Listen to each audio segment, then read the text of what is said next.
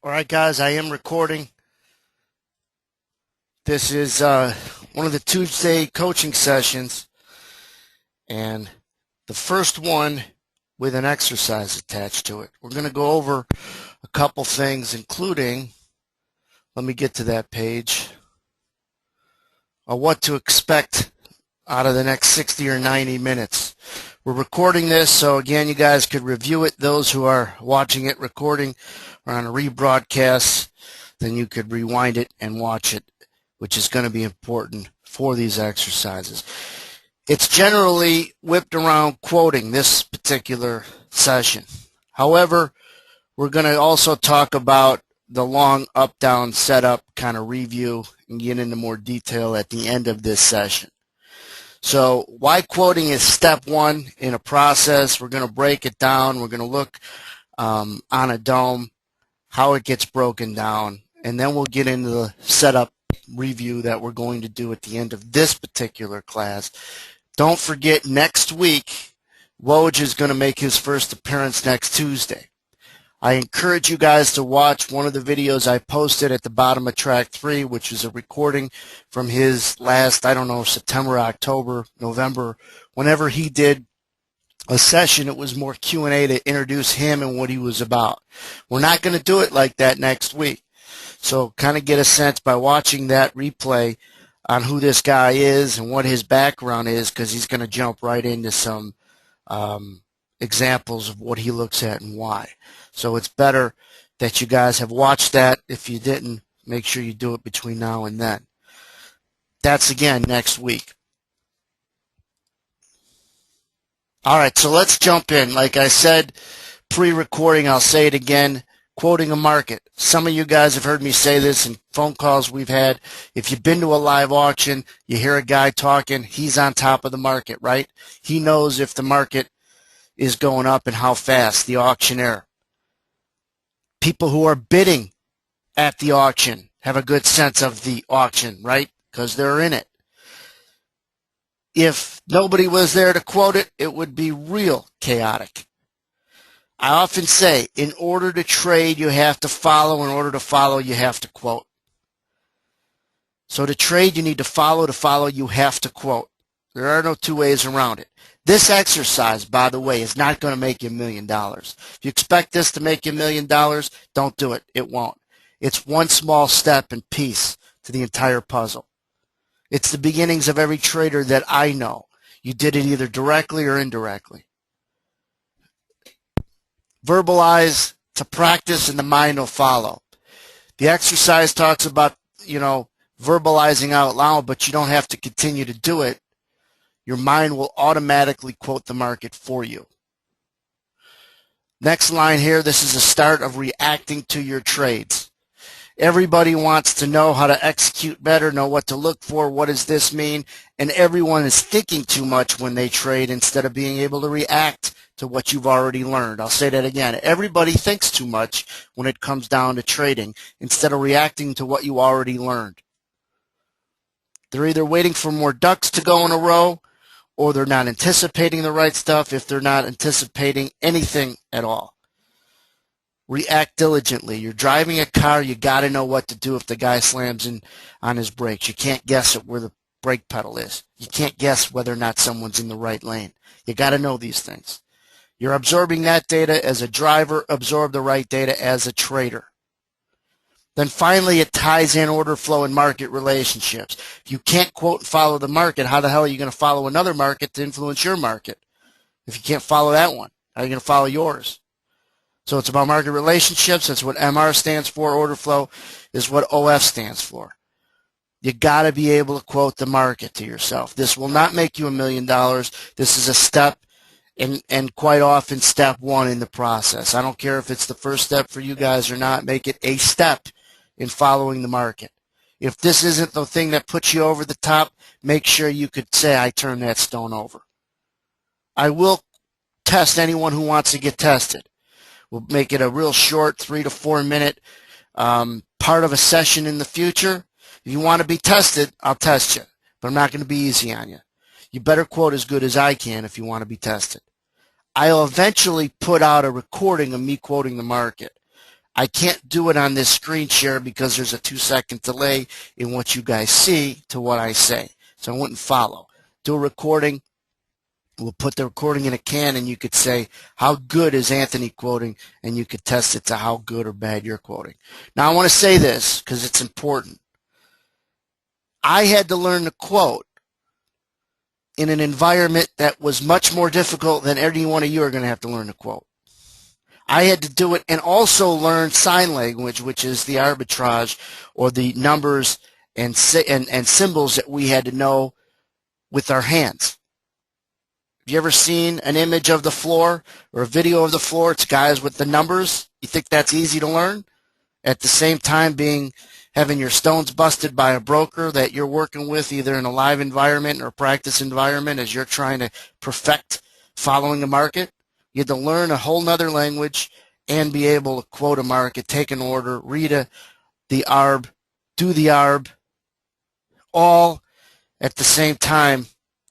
There were dollars on the line. Now, when I had to learn to quote, they do it like 30 minutes before the pit opened. The Eurodollar is an interest rate instrument, and at 7:20 we open. At about 6:30, quarter to 7, we would have practice, or class they'd call it. And Chuck, who was the senior clerk, would be the teacher.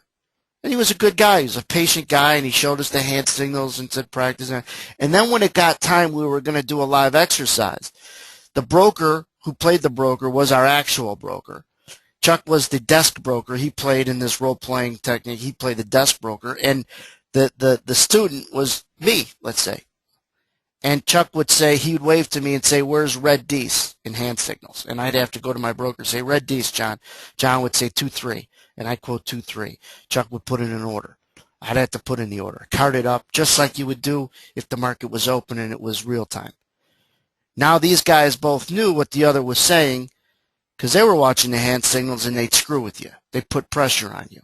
And now other traders are starting to fill in the pit. So now you're being watched. Even though most people don't care how you're doing, you still, as a guy learning this, it was by default emulating the pressure you were going to have when the bell rung. When you were finally, were given the job to quote the market and handle orders and everything else, they wanted to make sure you were equipped to handle the heat when there was real money on the line. So it was very difficult to learn because I had to learn two things: the hand signals of quoting and then the verbalization of it. Could you imagine being a trader on the floor and not knowing what the hand signals were? And yet there's so many people who are trying to trade this market and they don't know what the bids and offers are. They don't know what the size means, and they don't know how to analyze that fast and in real time. All right, so let's go over this exercise. If I go too fast, it's no big deal because you guys could replay this. All right, there's a couple formalities to it when quoting a market. You don't have to do it with your hands anymore. And I want people to verbalize what they're seeing out loud. I really want a spouse to walk by your office and think you're nuts. I want someone to walk by your office and say, I think he's lost it. Is he nuts? He's talking to himself again. That's what you want. So there's a couple formalities. Number one, when you're following price, you always say the bid first, then the offer. Bid, offer, bid, offer, bid, offer. It's almost like saying, you guys could ask me questions, but wait till the end, and then I'll answer them. It's like saying the score of a game and saying the score, it's 3-7. That sounds wrong, doesn't it? Right? It's 7-3. So bid offer is the cadence. That's the order. The bid price first.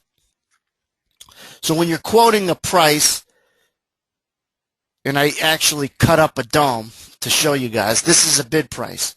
All these prices, the bold is obviously the best bid, and these are all the bids running down. This is the S&P minis. So the best bid is 15.90.75. Quantity is the second thing you say. So bid, and then the quantity that's on the bid. The bid price first, and then the quantity that's on the bid. If you're just going to quote price, it's bid then offer. But if you're going to quote quantity, then you follow this progression. The bid, price, and then quantity using the word, and here's the quantity in a normal DOM. They're blue, and it's the numbers running alongside the prices. That should be something that's understood by everyone. The bids are on the right side right in here. The quantity is in the blue next to the price it's bid for. So bid, price, quantity, and the word for or on. So what's the best bid? 90.75 for 599. You got to use the word for or on. So the price, then the quantity, and if you tie it together, it's this particular best bid is 93 quarters for 599. 93 quarters for 599. Now it's easy to quote a market that's not changing, but at least get the cadence, the progression right. 93 quarters for 599. 93 quarters on 599. You could use for, you could use on. Those are the two words you should use. 93 quarters for 599. Price first, then quantity. All right, let's move along. Going to the offer or ask. Anybody that says, I thought it was ask. It's offer or ask. I often say offer more. So do people I've always been around, but ask is okay. Offer price are generally in a price ladder the prices that start at 50, in this case at 1591, and move on up.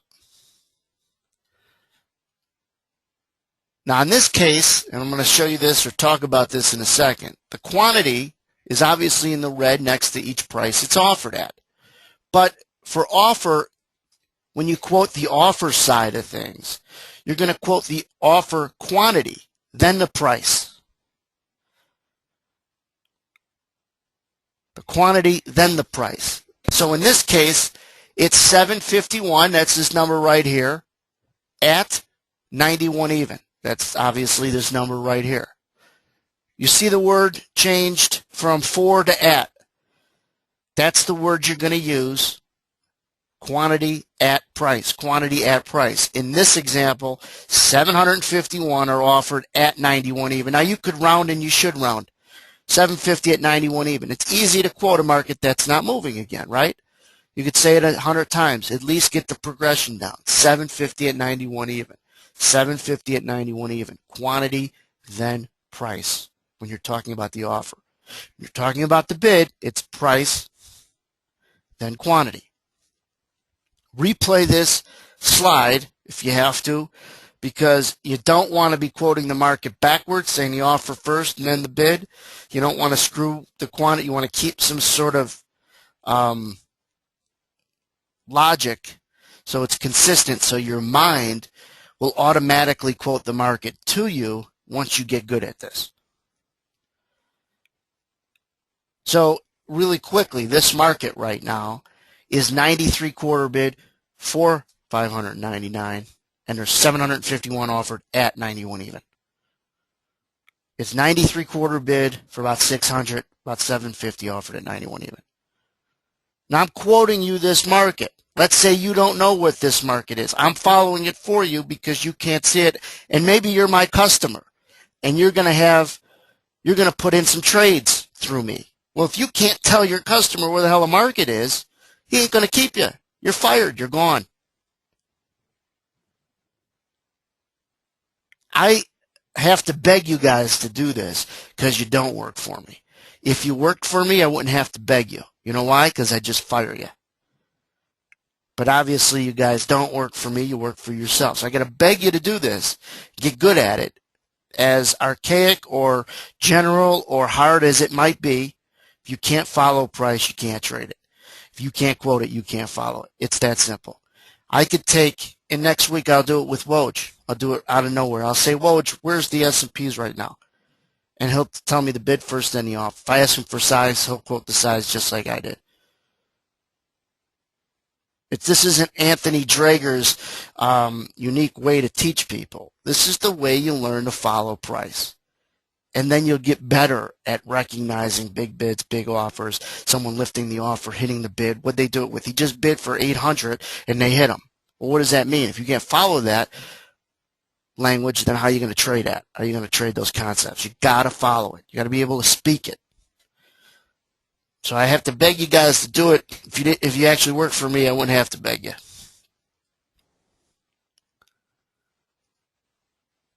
So let me go back this slide.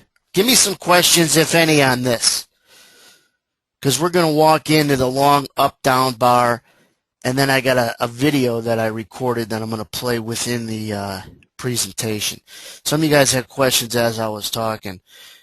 Pop in your questions as we go through it. Remember, you're going to be able to rewind this. Give me a day or so for you guys watching live. It'll be posted. And by the way, last week took a couple days, typically one day, and maybe even less than that. You could expect these recordings to be posted in the same spot on Track 3. Just make sure you're logged in. If you don't see something you think you should see, most likely you're not logged in. If you have any issues logging in or something, contact support at Market Delta Edge, but make sure you're logged in and the content should be there one day after the event. Might even get quicker as we go forward, but at least give me a day to repost them.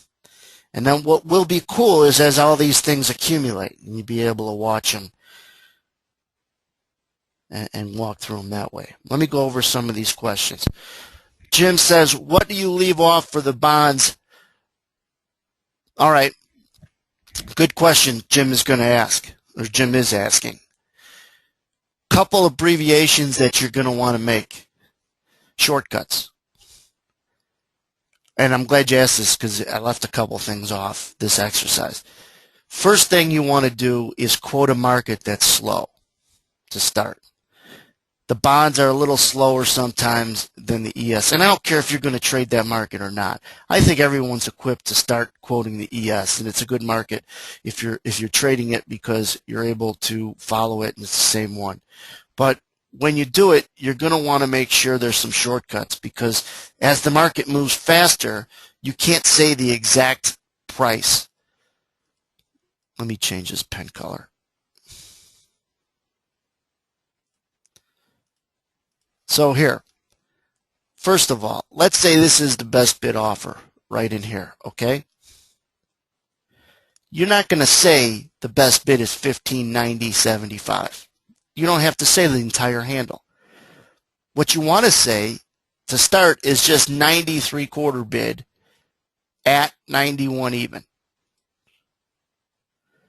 That's the bid offer. 93/4 bid at 91 even. Once you start moving faster, you know it's 90 bid. You could just say 3/4 bid at even. That's where you should get yourself. You should be able to cut off the 15 and the 90. So Jim is asking specifically to the bonds. That's the ZB, okay? The ZB should just be the last one or two numbers, Jim. So right now, if you guys are looking at a bond chart or dome, it's 22 bid at 23. Don't say 144, 22 bid, 144, 23 offer. Say 22, 23, and then when you're getting good, 23, just the last number. Now that's for the bonds, the ZB. So shorten it up. Here's the progression I'd want you guys to go. Number one, quote a market that doesn't move too fast so you could stay with it. Once you feel like you're good enough, then quote a market that's a little faster, not just one market. Once you feel like you're good enough quoting a market and staying with it that's a little faster, quote two markets that are somewhat slow. Don't start trying to quote the crude oil because that thing flies. And I guarantee you, any live auctioneer couldn't do this without some practice. As good of an auctioneer as they are yelling out where the bid is, I guarantee I could stand in that in his spot and be able to do his job within 5 minutes. I might not be as good as trying to get people to bid at first, but I'd be able to follow price. I know where we are. I know what's next. 150, 175, 200. Tell me what increments are going up, and I'll know where we're at, where we should go, where the last bid was, and everything else.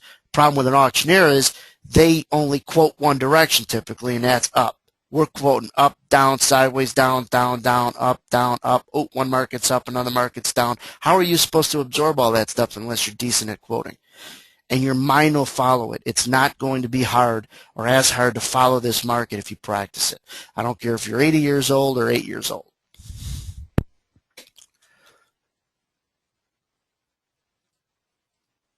But good question, Jim. Bob asks, tell me to go. Oh, that wasn't a question, more or less a comment.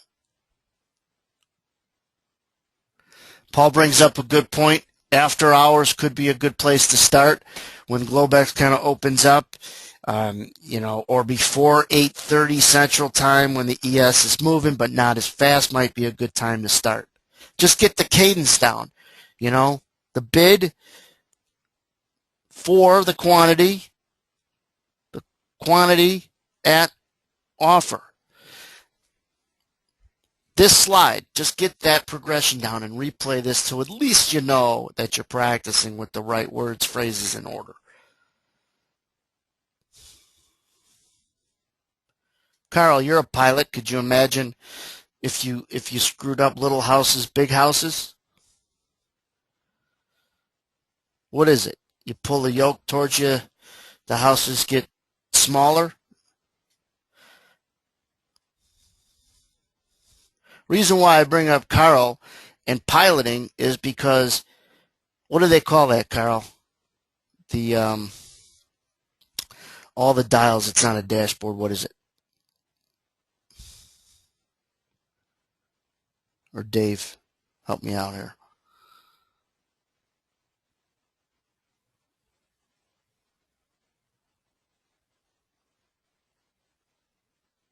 Instrument panel. Thanks, Brad. All right, so an instrument panel has all these dials on it. Now, some are more important than others, and I guarantee you guys who are pilots, whether they're good or not, if they're pilots, they can put a plane up and they can land a plane. There's some pilots are better than others. I bet you could look at that instrument panel, Carl, and know what everything is kind of telling you if something's out of whack or not, even though some dials are small and unimportant. You could read all that data in just having your head on a swivel. And that's what I'm trying to get you guys to be able to do. Put your head on a swivel, but be able to watch what's important.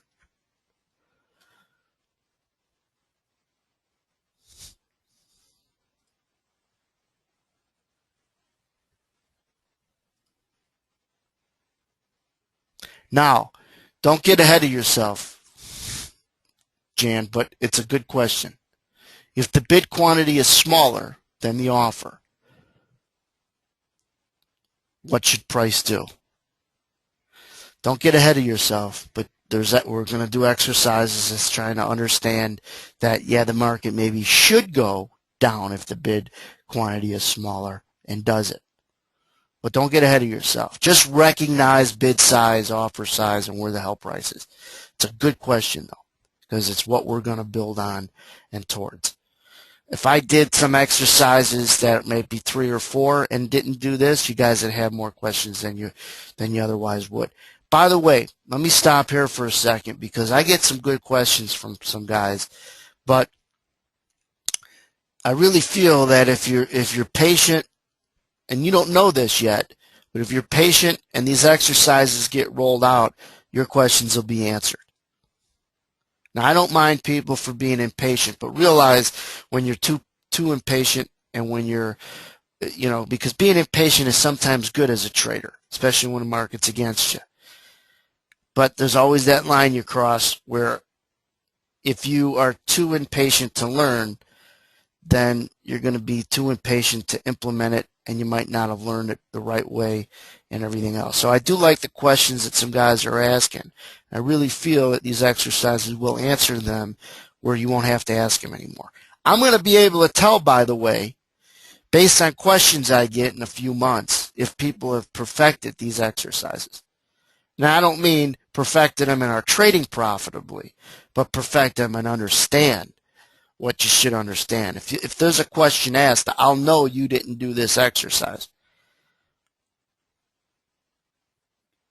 That doesn't mean I don't want the questions. I want the questions. Just know a lot of these exercises aren't pulled out of a hat. They're structured in a way to give people a sense of being able to do step 1 before they try to do steps 3, 4, and 5. Also, there's exercises I've learned from other people in the room or in the community that have helped them turn the corner. Well, that's huge. So I know something that's helped a couple people. It's going to probably help the rest of you. We'll incorporate that as an exercise, catching the turns. And we'll record it and go over it and go over it and go over it. Someone in the room recorded a session. I'm not going to, or recorded a snippet of a scenario called out in the room real time, and we're not going to show it today, but in a class down the road in a couple 3 weeks, we'll be able to show that. It's just one example of what it means, so now you're able to see it and give you a better chance to anticipate it. You got to know what you're looking for before you can anticipate it, right? I don't want to get off on a tangent, but you have to know what you're looking for before you can anticipate it, and then you got to know what to do with it. But all of it comes with first being able to follow a market. If you can't quote it, you can't follow it. How the hell are you going to trade it? And who cares if it's moving fast? You don't have to trade fast, but get your mind up to speed, so then everything slows down for you.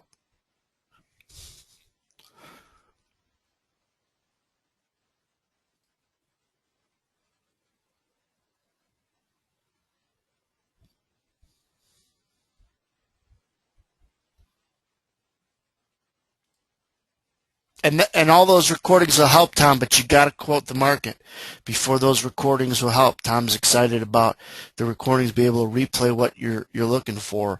But in order to do it and follow it real time when there isn't recording, you know what you're looking for. You're going to have to be able to follow and feel like you're in the market. Because if the only time you feel like you're in the market is when you have a trade on, you're not going to think really clearly because you got a trade on. So you want to cover all that ahead of time.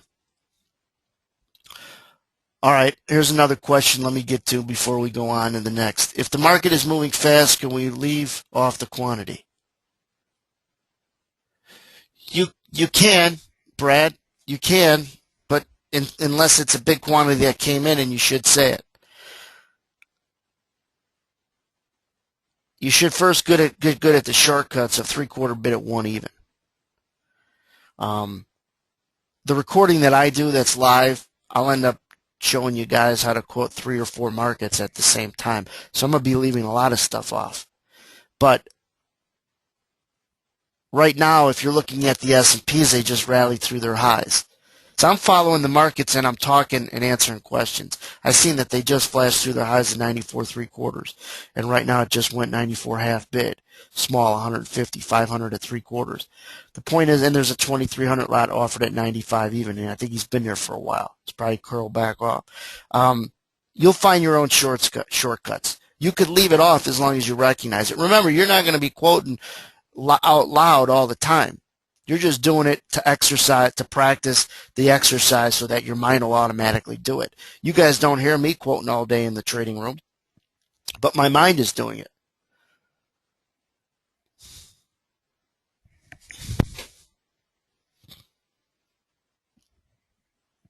In fact, a way to get step 1 of this exercise is just quote the bid and offer. Leave the quantity off at first.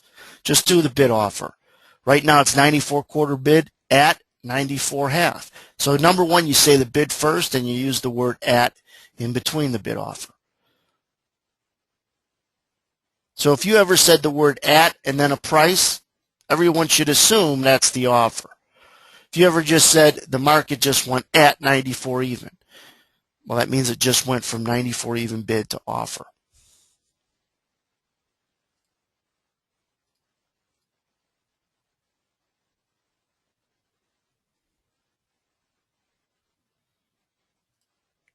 Any other questions? I'm going to move on to the long up down bar.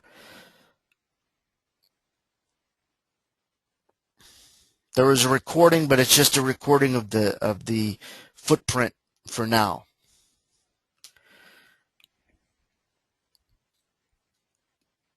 No other questions, we'll move on. I know these sessions are going to be really good and stay good because everyone kept coming back to the Edge monthly meetings that we had in our pilot program last year, and most of those were just trader spotlights. We're going to do trader interviews still. But because we're meeting once a week instead of once a month, I don't want to make them all about trader interviews. Those are important. We got to find out how other people are doing. And I'll never put anyone on the spot and say, you want to get tested. Voluntarily, you come to me, and when we test you, it won't be for a whole session, it'll be for 5 minutes. Now before we leave this quoting exercise, rewatch this, make sure your cadence is down, make sure the progression is down, take it seriously. If you worked for me, you'd have to take it seriously because you would get tested and you'd be fired. And what I tell people is, as a prop trader, I'd say, not only are you going to potentially lose our money, but you're going to waste my time. And that would bother me. And that's why I would tell a young kid that might have got hired in a prop firm, you didn't do that. I just wasted a whole session in going over what steps to do and you didn't do it. Go get a job at McDonald's. At least you'll have a guaranteed paycheck every 2 weeks. The sky is the limit as far as what you can make in this business for a reason. And the fruit is higher and lower on the trees at different times. You got to get it lower on the tree and know how to pick it. There are guys where the fruit is really low and they still can't pick it because they don't understand and they don't understand what to look for and how to follow and really value price. So it could be lower on the tree, but it isn't for them. And that's the thing. The fruit in any business is lower, higher, lower, higher, lower, higher. You got to manage your risk when it's higher. Like today, the fruit was a little higher. When it moves faster and it's a little bit more inefficient, it gets out of whack, it comes a little lower. How are you able to qualify when it's too cheap? Just take a shot because you're minus quoting the market. And just seeing a big offer come in, selling 1,000, they quickly took them out. And you bought it right there and it ran out because you were bullish and because you were following the market by quoting it. You now are in at a price that immediately went your way. And it wasn't that fast because you slowed it down because you did something that was step one in this whole progression. Instead of looking at the screen like a bump on the log, just trying to figure out what just happened. Wow, that's crazy. I'm sitting this one out. The more times you say you're sitting this one out, the less you could admit that you know. So do this, get good at it, test yourself. I will put, because next week is going to have Woj dominate the session, I'll put within now, I'm not going to email you guys every week like I did last week telling you about the posting, but when there's something that's important, I'll email you guys and say that I also added this clip of me quoting the market so you guys can follow.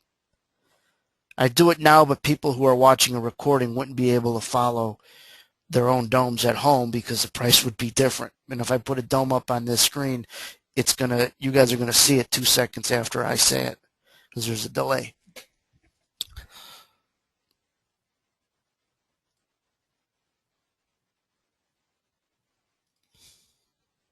So Josh is asking, would I test you on multiple markets the first time around? No, just on one.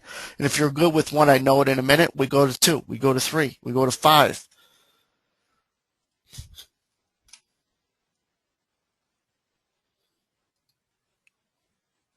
And if I had a video of me when I was being tested, I remember watching another guy being tested and thinking, I'm next.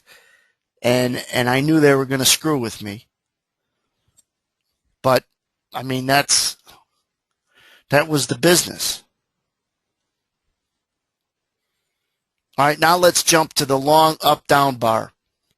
Real quickly, with simple arrows.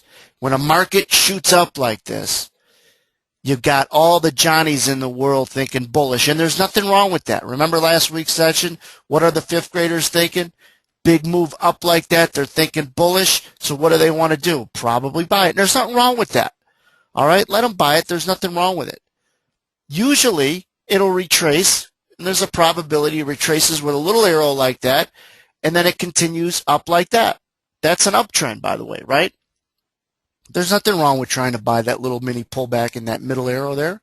Well, let's say we get that same up arrow right here. And all of a sudden, you get a little retracement arrow like this. Because in real time, this is what it looks like. So what you get is we should have put little Johnnies in here buying, but sometimes there are good traders that are trying to buy it. That's what all these green figures are. And it goes down a little lower. So now these traders are a little bit more nervous that are along there. And then wham, it goes down a lot lower. And it goes back to where it started.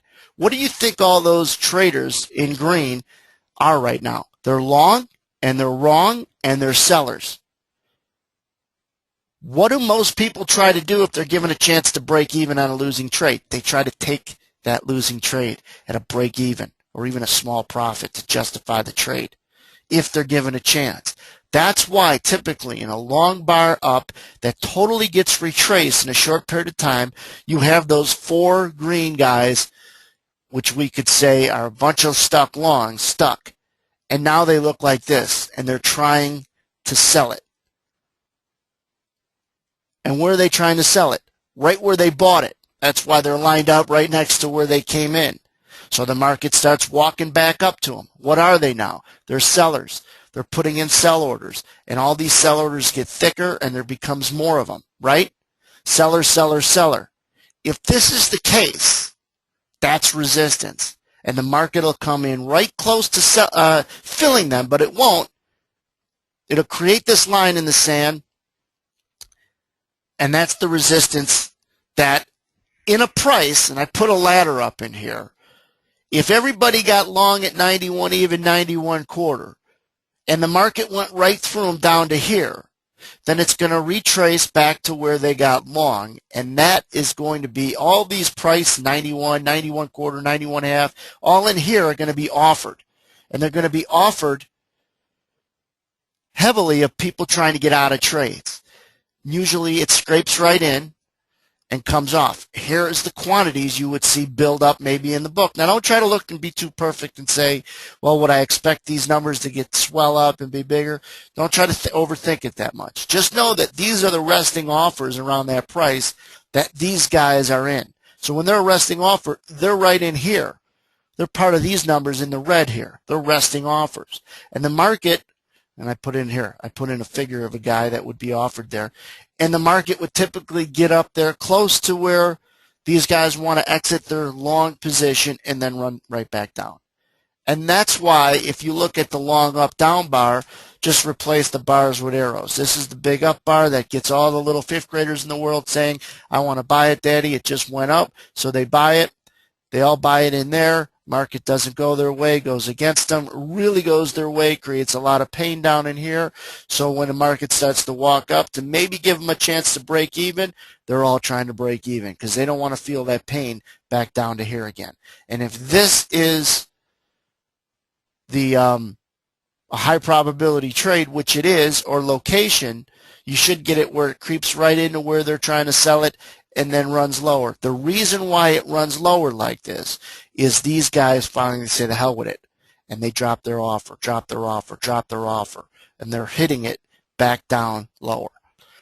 It's the long up bar quickly retraced by a long down bar in this situation.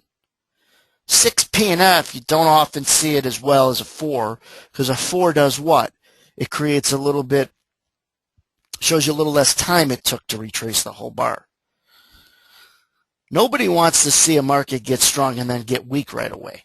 That's where you often get that peak and rejection, and you stuck a lot of longs on the way down. This is the mechanics of the market doing what it's supposed to be doing, shaking people out. You just don't want to be one that gets shook out all the time, but profit from those who do get shook out.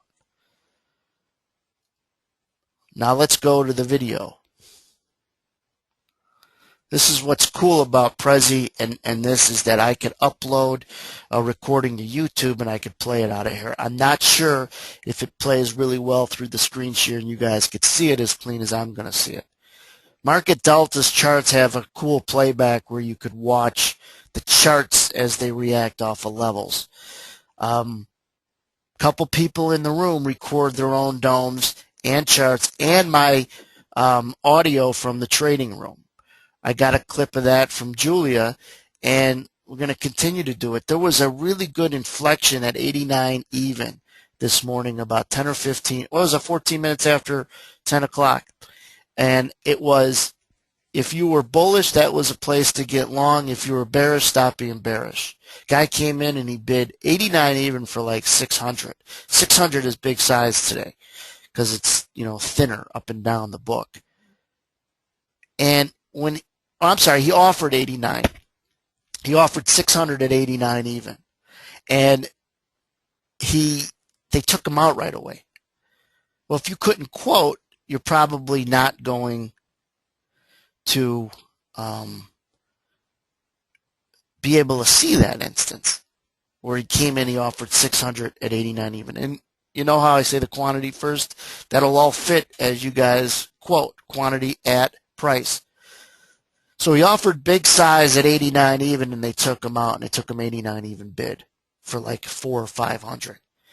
So that was that, punch a guy in the face, he doesn't flinch, and he punches you back. Who's going to win? Give an idea who's going to win. So she recorded that. We'll play that along with some other stuff as an example session going forward. Let me answer a couple questions and then we'll go over this video.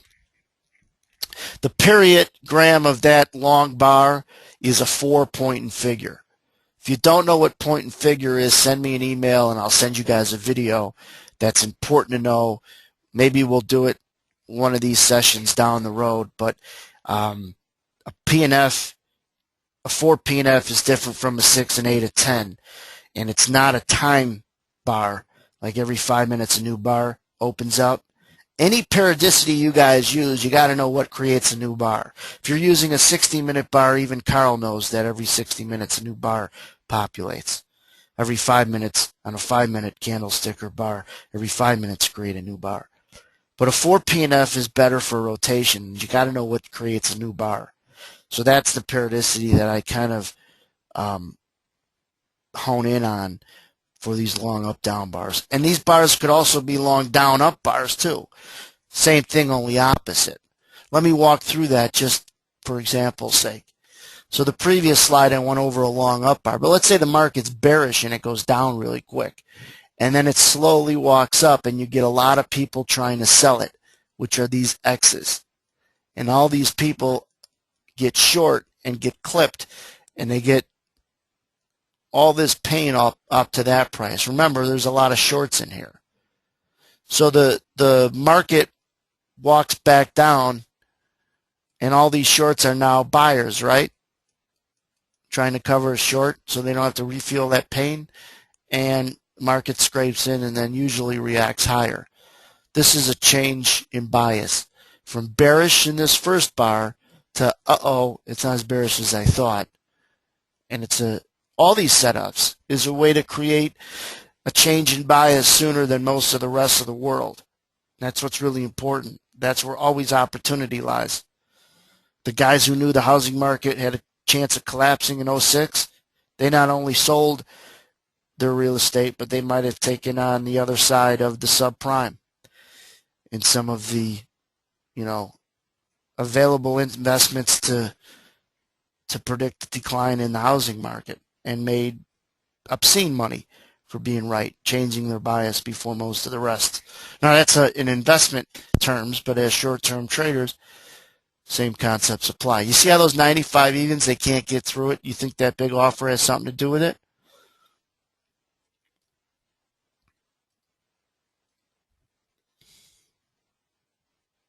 All right, Ken, who's a long-time room guy, edge guy, and a profitable trader, he says, here's how quoting has helped him in a fast market.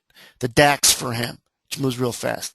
You are instantly, this is Ken talking, you are instantly aware in your head of the spread going out to 3 or 4 prices. So stay out or pull your order till it's back to normal. Now he's asking, does this turn into a question? Does the long down up bar need to be directly adjacent to each other? Not necessarily speed matters. So they don't have to be adjacent to each other. It also could be kind of a rejection, but they're easily recognized when they're next to each other. You're trying to find failure. So in a long up down bar, the downside, when it quickly gets retraced, has failed. And by the way, this is more real-time analysis that we're trying to get everyone better and better at. So if the downside potentially failed, it shouldn't really go all the way back down here. It should at least chop sideways to higher, even if it's not that bullish.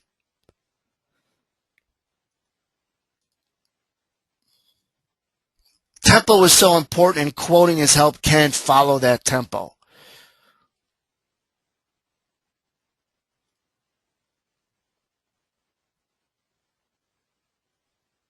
Well, I think that Ken's question bled into Brad's question. I thought it was the same guy asking it. So, Brad, you're asking about the long down up bars being adjacent, just easier to see. We're just trying to find when a bearish move has failed. Lee asks, if I see a long bar, but then it takes a few rotations to take it all back, is that similar? No, and it's kind of off of Brad's question. It's just maybe a little harder to determine that the bias has changed. So what you're asking, if I was to be able to visualize that it's just a long bar down and then it doesn't take it away all the way up in the next bar, but it just kind of chops higher. It's a little harder to predict that the market changed and this is a failure. You'd rather then be able to see it try to come out of the consolidation with a head fake and jump back in.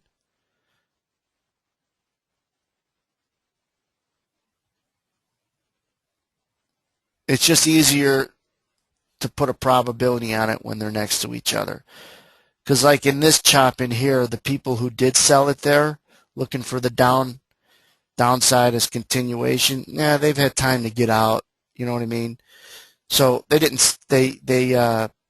might have taken a little loss. They have had time.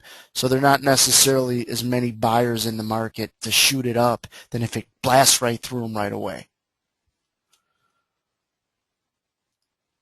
You want guys to get blasted right away. So there's no question. You want them to think, damn it, if I didn't sell it there, I wouldn't have. Now I got to buy it. You want them to try to get out. Because if you get them trying to get out and you can get a sense of where they're trying to get out, that's your best support. That's your best ability to execute a bias you might already have.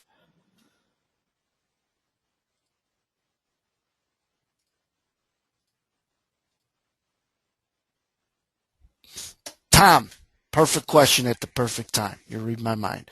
Tom asks, how much do levels influence analysis or determination of failure of direction? Everything. It has everything to do where I accurately assume where people might be stuck. In this case, inside those two purple lines, if it's going to be resistance, people are stuck long inside there. And we're trading down in here. And we're walking up. And those longs are now sellers to get out. And I think that there's, and it's not as short term. It could be over the course of a whole session. There's a lot of people maybe stuck long in here. And as we're walking up, we should hold it as resistance. And those are what I refer to as alert levels. And everybody in this community should know alert levels are, number one, they're support resistance. And now you should know that they're based on where I think people are stuck long or short. You're stuck long. If it's resistance, it's assuming people are stuck long from up there. If it's support, you could assume people are stuck short from down there. That's a cadence and an understanding you have to know. Bob, you're not afraid of me telling your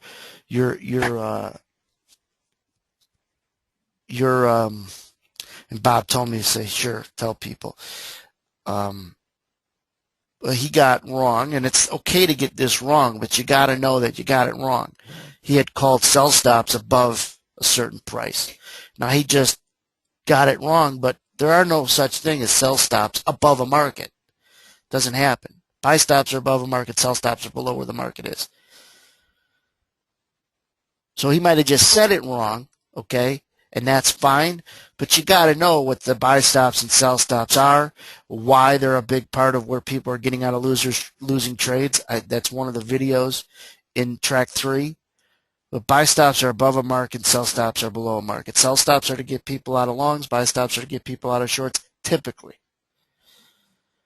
And if you become better at quoting, you'll become better at all that.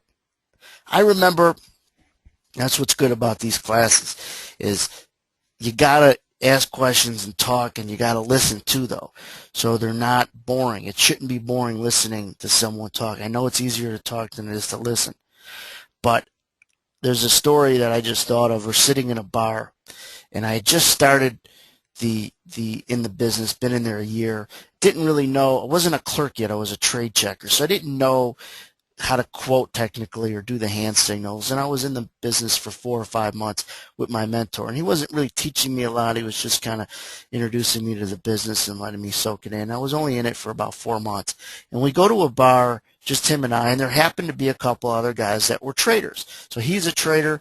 One guy at the bar is a big S&P trader. Another guy, this is when all the volume is on the floor. Other guy's a big currency trader, and the other guy just got out of jail because he was part of that FBI sting that a book was written about in the late 80s, and they finally got a way to having people plea out or whatever, and he had to serve some time. Not a lot. He didn't do a lot wrong. I think he just admitted to stealing a couple ticks. He got thrown in jail because he wouldn't turn over any kind of evidence against other people. So he had to serve some time. I didn't even know the guy. All I know is that they were having a drink because he had just gotten out of jail. And the conversation turns into, and my friend knew them, because he was a trader a long time. He knew him from the floor. So these guys were, in their mid-30s, early 40s, and they had been trading for a while. And one guy's name was Anthony also. And he was talking about some trades he was doing, or he did a certain trade he had put on, and the bank had seen that he was selling it off the floor, and they came in trying to buy it. But he was talking, and I couldn't follow him because, well, I couldn't follow price. How could I follow what he was saying? And he was like, I was hitting the bid, paper came in, they bid 2 for 500, and he hit them, and he's now he's short 500. He says, now I'm short 1,000. They come in, bid for another 500, and it goes at 2, at 1, at even, at 99, and I buy some back. So he's talking like that. I couldn't follow him. I remember not being able. I remember thinking to myself, boy, it would be great if I could follow what he's saying.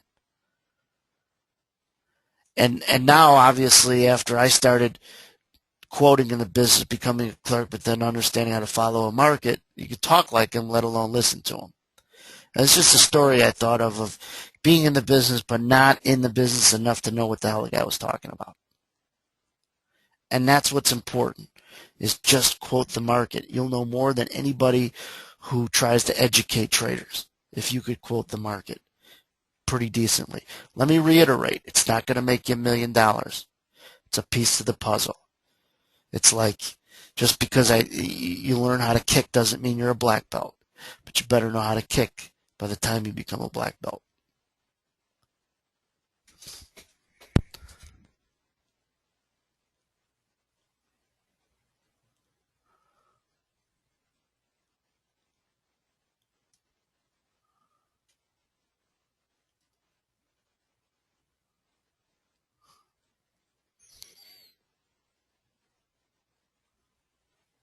So Lee, I don't know if there's a question or a comment or both. He says, guys like us notice right away when they get stuck. Do spots where other time frame sellers or buyers getting stuck or decide that they are now stuck really fuel the edge? Yeah, if you could take other time frame players and they're stuck short along with shorter term players, that's when you really get good support and a lot of buyers coming to the market because you're incorporating other time frame players. Like right now, these 2,300 that's offered at 95 even in the book in the S&P, and I know you guys watching this on recording won't be able to see this, but right now there's a big offer and he's been there at 95 even, and that's been good resistance. As they keep tickling that price, they're going to fly through it. and there's going to be buy stops right above there because the market now knows he's there. A lot of longs have covered underneath him. Shorts are leaning on that guy, and the buy stops are going to be right above him. So when you see this all come to fruition, it won't feel like a good guess anymore. And that's what's important, not just understanding what I just said, but now being able to recognize it. That's a big part of order flow. So let me play this video, right? This is a long down up bar example that happened recently. It took me just a minute to pull it up. I don't know exactly what time it is. And by all means, let's just walk through it because I think I have it replaying real time. What's cool about the playback on Market Delta charts is that you could play it back fast, where every minute is a second. You could play it where every second is a second, and so on. So you could have it go real fast through back on what had happened. I'm not 100% sure how it's going to show on the screen share.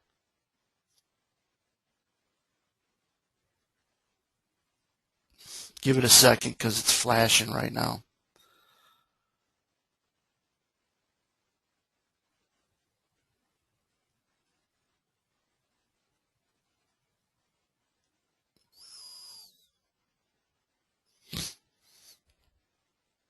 Do you guys still hear me okay?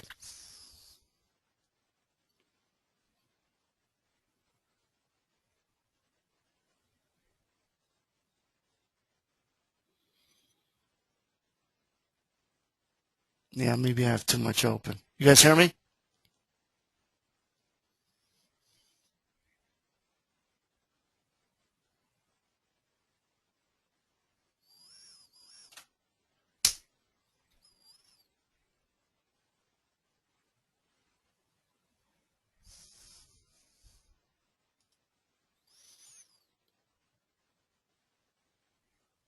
Oh, you guys do hear me.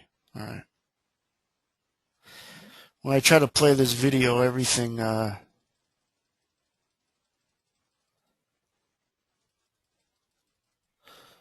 goes crazy. Let me close down a couple things. Give me 1 second.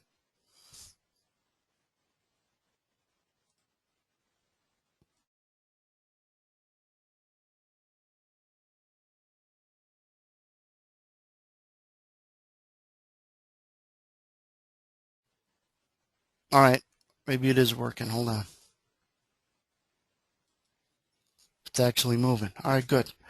I don't know if it's going to flash. You guys should be able to see it.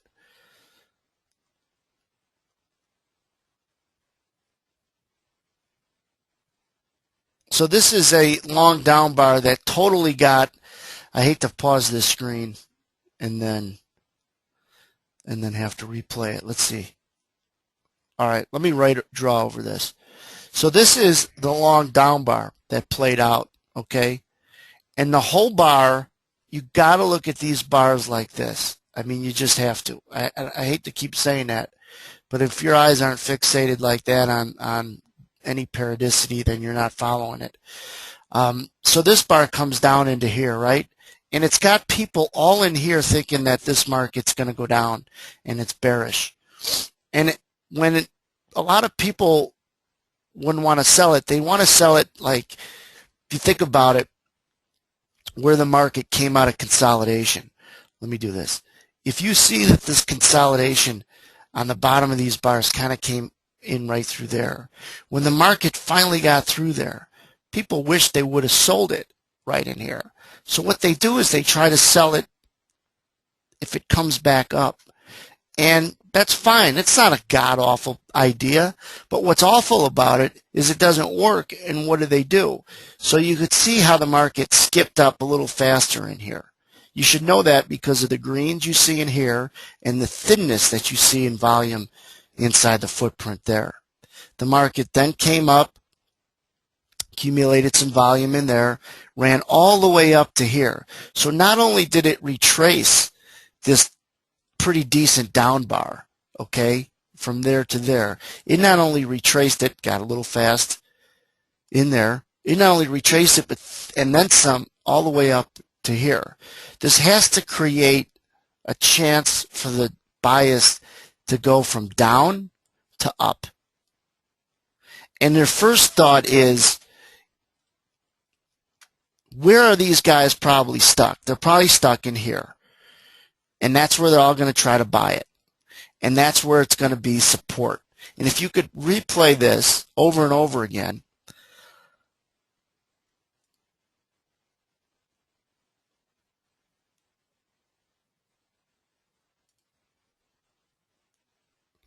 all right, that's good. I'm replaying it back. Now, this is a bar where the market starts to maybe show some direction. Look at my cursor. I don't know if you could see my cursor over this.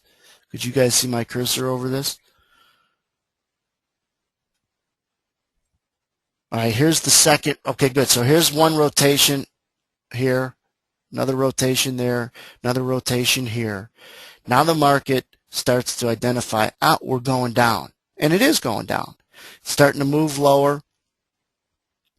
It's starting to have a nice drag, starting to pick up some speed. All right. And it's got a lot of people thinking that this market, the downside might be the right side. So this is in a way, a long bar, but if you even count it from up here where the move started, it gets even longer. See, at this point, you got people who are either short from over here, all right, and did not get out for a profit because it didn't go that far down. And you got people getting short in here, and they're not getting paid. The market is going immediately against them, is the better way to put it. And it's going pretty fast against them. It travels right through where they would have got short, hovers above them a little bit, and doesn't give them a chance, as you could see these prices trading, doesn't give them a chance to get out, doesn't walk back down and trade them. Remember, looking at a footprint is different than looking at a dome. We're going to be able to separate the two and everything else. But you got to learn to quote the dome first and then understand the difference. So this market spikes up to where 97 traded up here, comes all the way back down. If you're still bearish, something's wrong on your short-term analysis. Should be looking to get long in here. Maybe you're bullish because of another reason. But this is an area where it should hold because they're stuck shorts where my cursor is.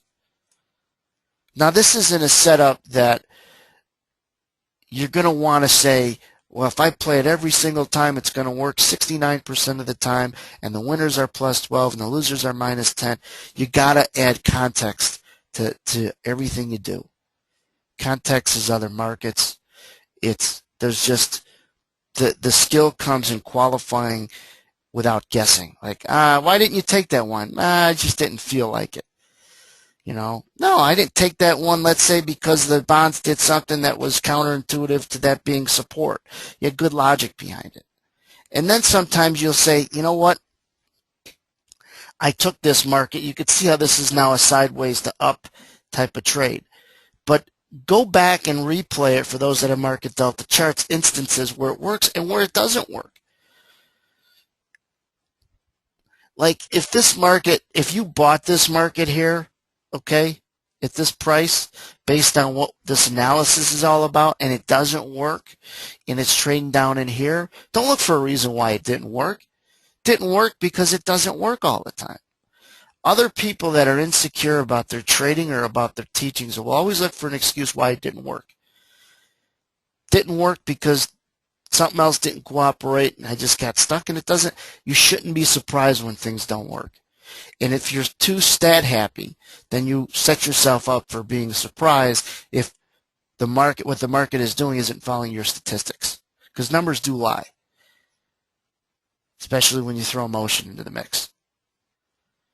So don't get too statistically excited.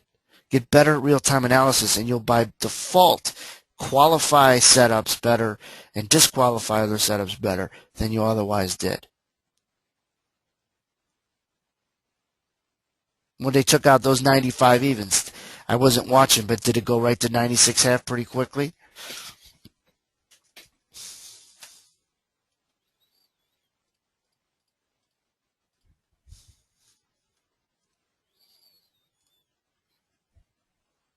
You get yourself a YouTube account and start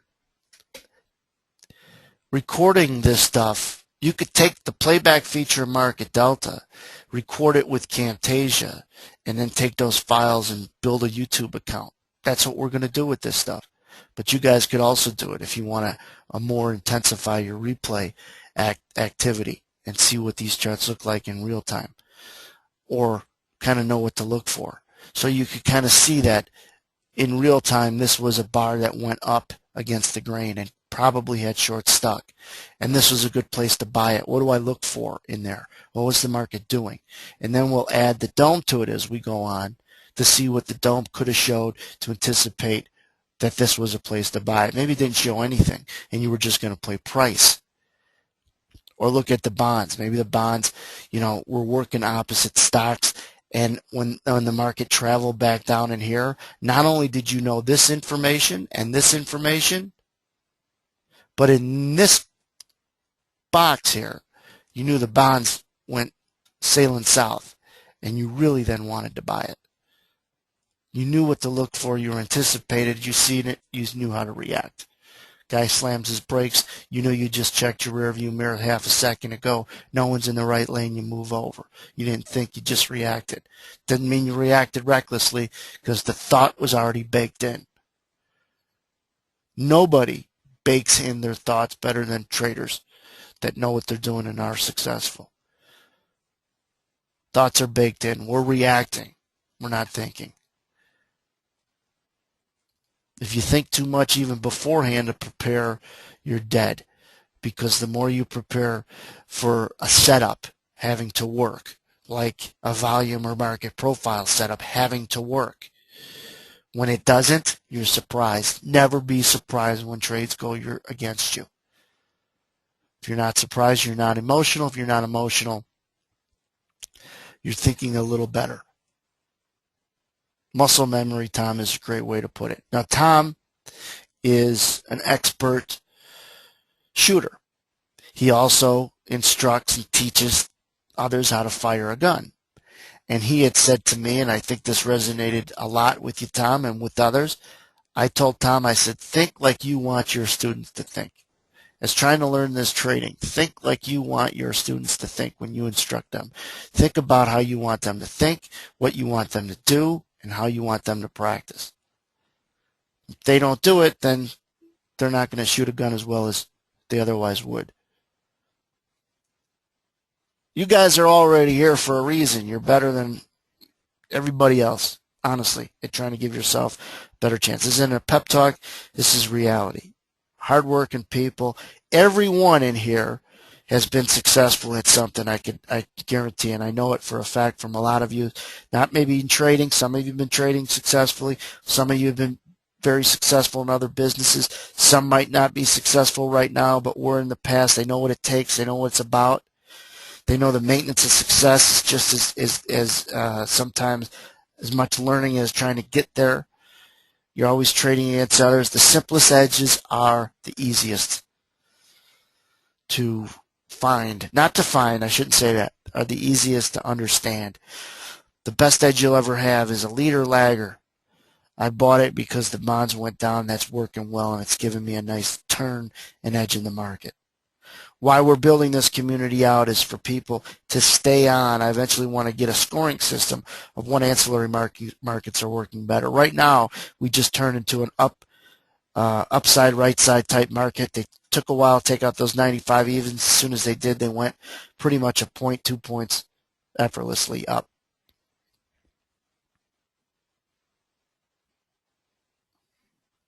Sometimes your anticipation and your opinions are great and you lose money. And then a guy comes in and trades with opinions that weren't so great and made money. Who would you rather be? You want to be the guy that makes money. Other people want to be right. We just want to make money. How often do you feel real confident about an opinion, and that's the one that doesn't work? Then you're not so sure about another opinion, and it worked beautifully. So don't handicap too much of how you feel, because then you're thinking too much. How you react is a truer component of how you're trading.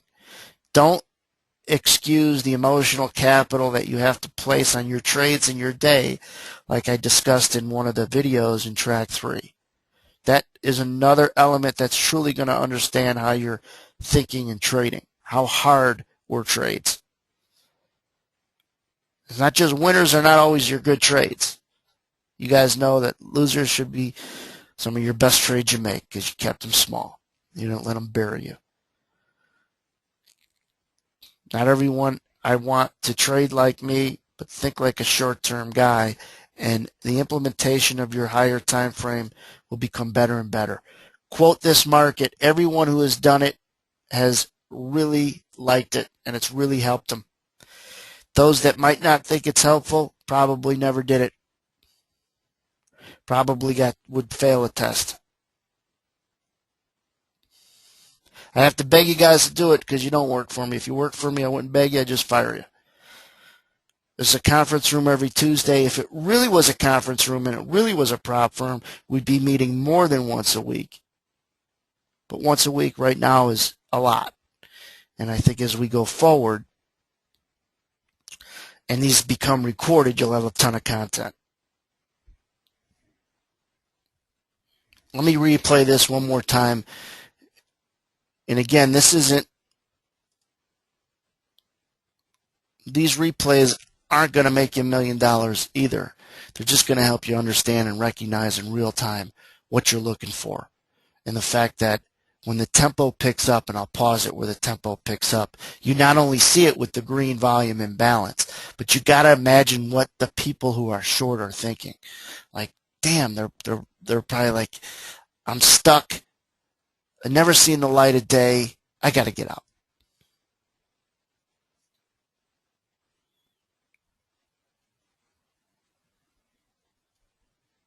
Market moves south.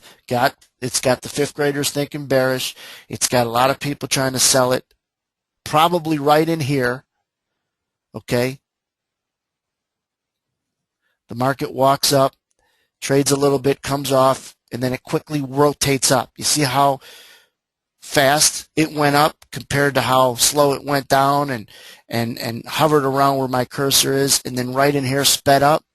That's the grapefruit eye moments, grapefruit eyes that you have on shorts. That's that moment where you think that's probably a good place where they're going to cover their shorts.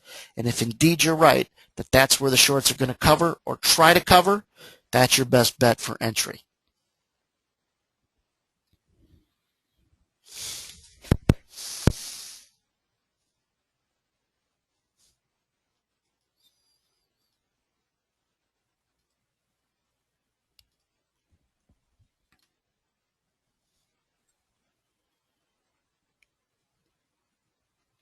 Now, when you could layer this with other ancillary tools to qualify your execution is when your qualification and disqualification process becomes better and better.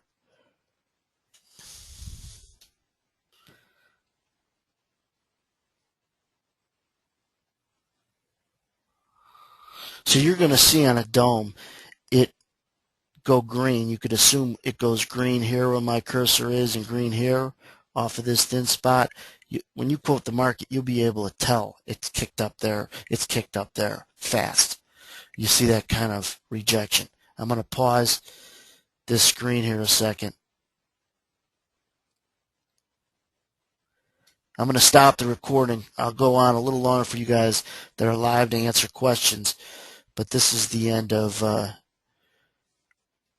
this particular session for you guys listening on a rebroadcast.